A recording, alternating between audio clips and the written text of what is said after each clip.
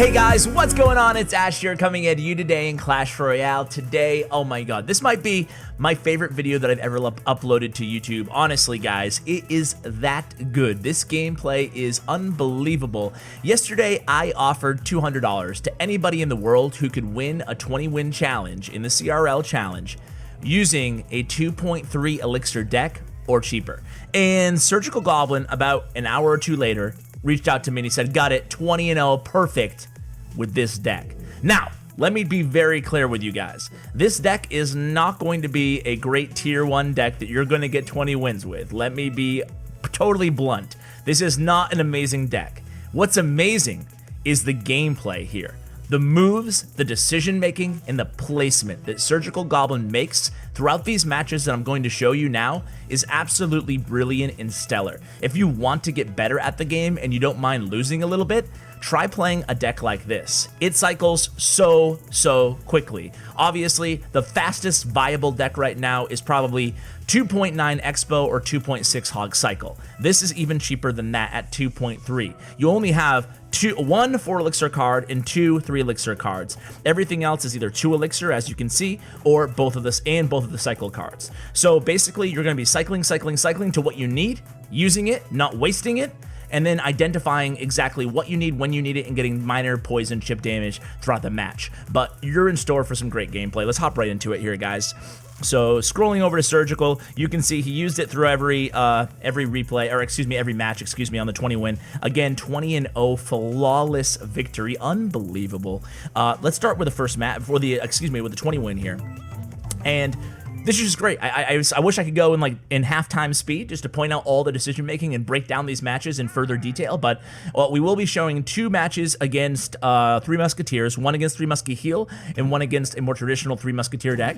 And then we'll show one against Golem Beatdown, which is incredible how he handles a big heavy Golem deck with this deck, right? It also teaches you how to handle heavier decks in general, right? Just watching the replay.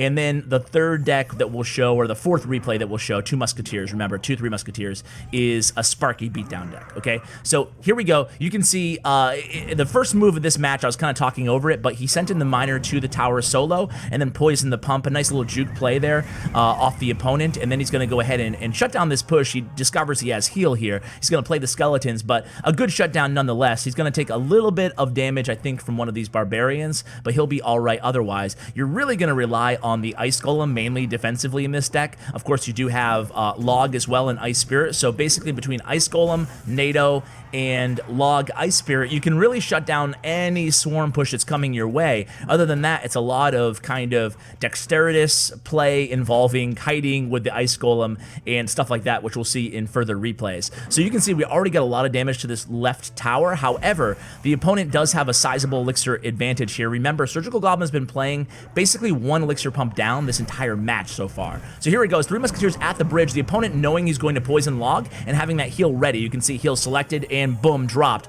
So now Surgical Goblin's like, oh crap, I gotta deal with this again, right? So he plays bats and skeletons and really is able to mitigate taking a ton of damage on that right tower. So again, the opponent's like, oh my god, dude, I mean, I can't imagine going against a deck like this. It must seem at first like it's just minor poison, whatever, and then it's like he always has an answer all the time. Now watch this next exchange, guys. This is a big one here.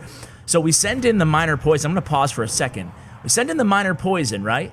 The minor Ice Golem. And then most people probably would poison here. I mean, it's the tower that we're going after anyway, right? But Surgical decides to save the poison, not for the elixir pumps on the right, but rather for the 3 Musketeers again once he plays it, even though the opponent does have heal. So he's not going to use a poison here against this tower, getting that nice poison value off of the minion horde. Instead, he's going to go ahead and log this back, NATO this back. That will kill all the minions, because the Ice Golem plus the NATO kills minions. And then he's just going to go ahead and cycle onto this battle ram here, and then he plays the Ice Golem in the back again. Now he has poison still in hand for the 3 Musketeers. He's going to log really quickly here. The opponent is quicker on the heal, though, healing those 2 Musketeers right back up. So this can be a pain to deal with, but check this out, guys. It's going to be a NATO Ice Golem Ice Golem is such the defensive MVP of this deck. Look at that. That was crazy value there out of Ice Golem. We are going to take 1 or 2 hits from this Musketeer, make it 3 hits on the right tower, but we will have a beautifully timed log to push back that Battle Ram just when it gets into its charge, that charging pencil there on the left.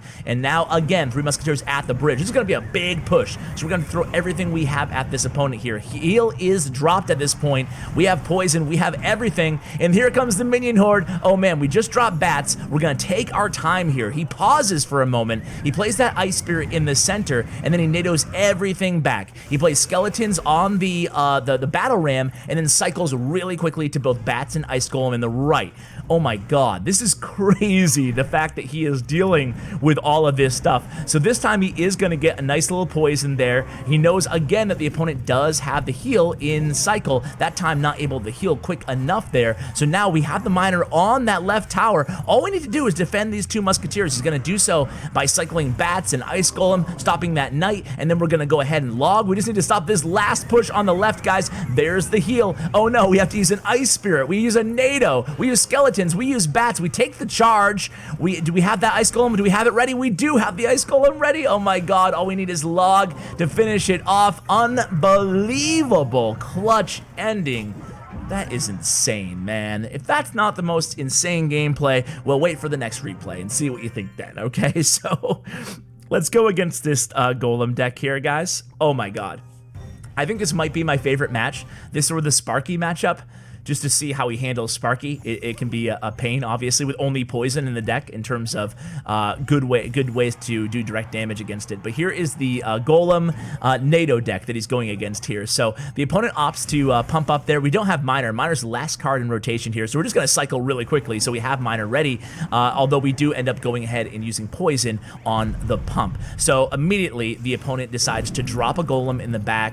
We're going to go ahead and attack really quickly, try to get some chip damage right now on the left tower, and we use a miner and bats, and we get a decent amount of damage to that left tower, about, you know, I don't know, 2/3 to a half damage left on that tower, or a half 2/3, I guess, I don't know. Anyway, here comes a Golem coming down the lane, so let's see how he deals with this. He's gonna first kite the Mega Minion using skeletons. That's a 3-for-1 trade, we'll take it. We're gonna activate that King Tower with the Golem, and then we're gonna kite the Dark Prince away using the Ice Golem. Ice Spirit and bats now to do some DPS. We're gonna use skeletons to buy us a little bit of time here, and then we're gonna NATO everything together again. We cycle all the way back to NATO there, and cycle back to Ice Golem. We're gonna kite that Prince now. This is insane, right? And then we're gonna kite the Prince to the right using the Ice Spirit. We're back to bats again. We're back to skeletons again, and we do take a stab on the right there, but we basically keep the damage in line, and the opponent can't help but laugh here. It's just like, are you kidding me?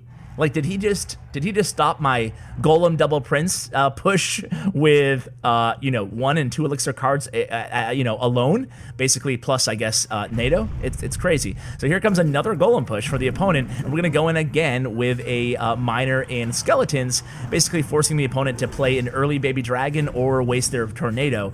He opts for Baby Dragon. That Baby Dragon is going to go ahead and kind of rush along in front of the Golem, which is good for Surgical, so now all he has to do is distract it. Now, remember, he does have the King Tower activated here, so he's going to use his bats right in the perfect spot there to kind of avoid that Baby Dragon's fiery breath, and here comes a Mega Minion in the left lane. We're going to NATO everything together again. We're going to freeze everything while everything's frozen. You can see that Dark Prince faces the other direction. He goes down with the Skeletons. Using Skeletons against Dark Prince, yeah, that's a pro play, and not having them die immediately, right? So we cycle all the way back to Skeletons again. We're going to use that on the Prince, and then bada bing, bada bang, bada boom, we're looking good again. Here we go. We need some offense here, right? I mean, this guy is relentless with his offensive pushes, his opponent, I should say. So we send in that Miner. We're getting another Miner on the tower. You can see he's switching up his Miner placement every single time, guys, and we're taking that tower down to 617 damage. Now we have to defend one more time with 24 seconds left. This is going to be a big double Prince, Baby Dragon, Mega Minion push coming in. We have the bats. We have the NATO. We have the Ice Spirit. That's like probably the only mistake I've seen out of all these matches, that one Ice Spirit runs into that Prince's charge. But either way, I mean, just brilliant defense here. Brilliant. And then sends in the Miner again to the back of the tower there again this time. Look at that. That one bat gets to the tower, taking it down to 355. So all we really need here is to spell cycle out almost, right? 2 logs and a poison will get the job done. We just need to defend this last time. We're already in overtime. We can't let these princes get to the tower. So we're going to play the Skeletons in the back. We have a Miner on the tower. Miner's going to finish off that tower. Unbelievable. Holy moly. That was crazy. That was crazy. This is a great deck to try, guys, if you want to just improve. You want to improve in your placement, at kiting, at just kind of managing a lot of different cards and a lot of elixir in hand at all times because everything's so cheap, right? All right, let's go ahead and watch a Sparky replay here. So here we go. So this deck is going to be Sparky Bait, and it's the Sparky Bait deck that I shared maybe like a week or so ago. It's a really good deck. Some people hated it. Some people really loved it. Either way, a lot of people tweeted me saying they got 12 wins and even 20 wins with this Sparky deck. So it definitely works for some people, right? It's a Sparky Bait deck that doesn't have Goblin Barrel. It's just Zap Bait, right? Not Log Bait per se. So it has Goblin Gang, it has Spear Goblins, and it also has Bats in it. So you can see here, right off the bat, we're having to throw everything we have at the opponent here. The Giant's still going to be able to get to the tower. The opponent had to use all their spells as well, and we're able to really mitigate taking a ton of damage here. We end up actually taking over like 700 damage, but either way, it could have been much worse there, right? So what we're going to do here is now we know exactly what he's playing, especially when we see Sparky on this next kind of sequence here. So we're going to hit the left lane right now with Bats Miner. So here comes Bats Miner in response to this Sparky.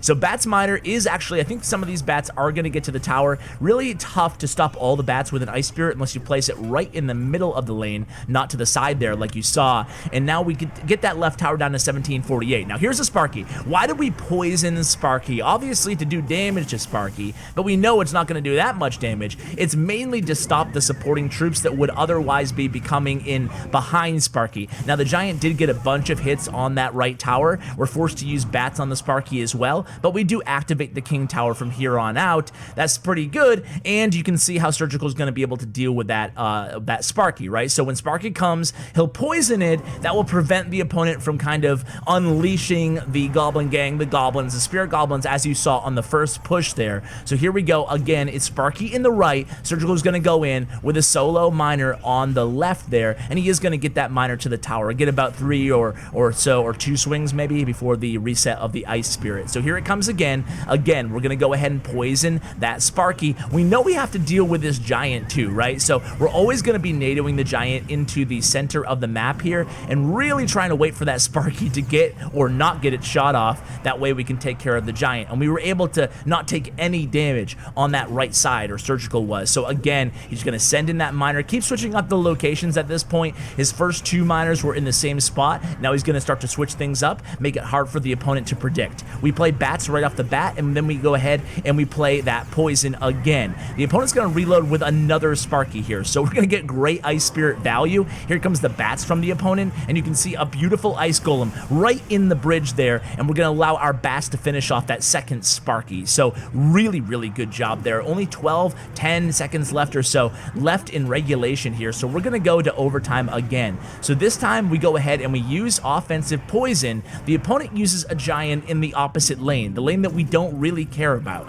So we're going to go ahead and cycle to another miner and send in another miner in. So this is like really miner cycle time for real here, and the opponent drops a Sparky at the bridge. Probably a mistake here from the opponent because we're able to play bats and Ice Golem directly on that Sparky and then push it back with log. So again, even if that Sparky was to get 1 hit off on us, it wouldn't have been the end of the world. We're going to have to use a NATO on this Giant before he gets even 1 swing against our right tower. A beautiful log takes out all the Goblins in tow, and now the left tower is down to 521 for us, and we're able to defend against really all of his annoying pushes so far. So this time he's going to counter with a Sparky on the tower, and it's going to be really tempting to use a poison here for Surgical. He does, because he can take this tower down now with just a log if he defends the right lane first. Or he might not even have to defend. He might be able to send in that log there, and here it comes. The log in, and then the other poison's already in hand. That's how fast this deck cycles, right? Unbelievable.